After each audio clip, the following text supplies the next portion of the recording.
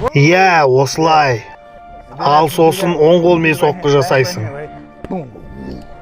Нүктесін қою керек. Оң қол, сосын сол жақ хук.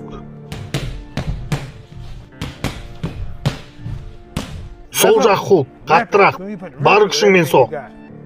Шаршадың ба, ештеңе етпейді, мүмкіндігінше жалғастыра бер. Жылдамдықпен осылай жұмыс жасайсың. Иә, осылай. Қолдарыңды босатып, аяқтарыңды еркіне жібер. Тереңірек отыр, бірақ артқа қарай шалқайма. Сол қолмен хук. Шегелеп соқ.